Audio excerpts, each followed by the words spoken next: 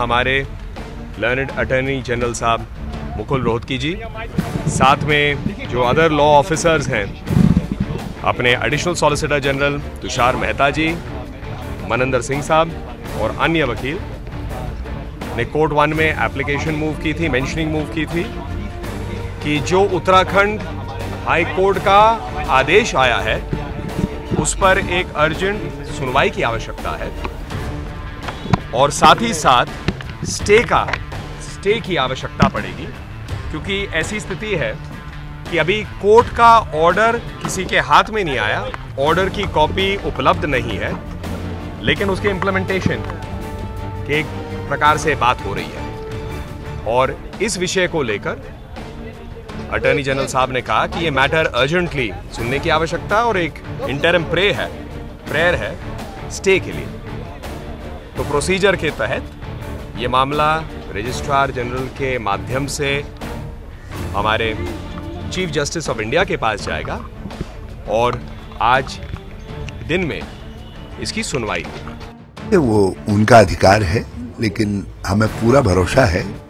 कि इस समय उनको किसी तरीके की कोई राहत सुप्रीम कोर्ट से भी नहीं मिलेगी, क्योंकि ये राज्य के हित में और संविधान सम्मत तरीके से आया हुआ निर्णय है और फिर भी उनको अधिकार है। और हम तो कहना चाहेंगे कि इन सरकार से सबसे कि इस राज्यों को अपने तरीके से काम करने दें। फेडरल स्ट्रक्चर के अंदर राज्यों की अपनी एक भूमिका है।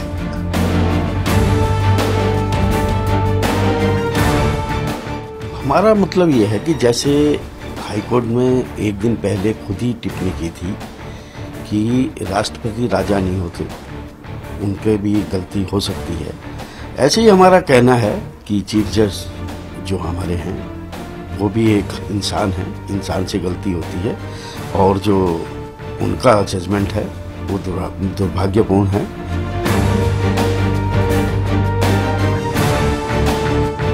हम बच्चे नहीं थे, हमने सोच समझ के अपनी जो विधायकी है उसको छोड़ते हुए उत्तराखंड को बचाने का काम किया। हमारा जो संविधान है उसमें साफ लिखा है कि अगर पार्टी विरोधी हम काम करेंगे तो हमारी मेंबरशिप जाएगी।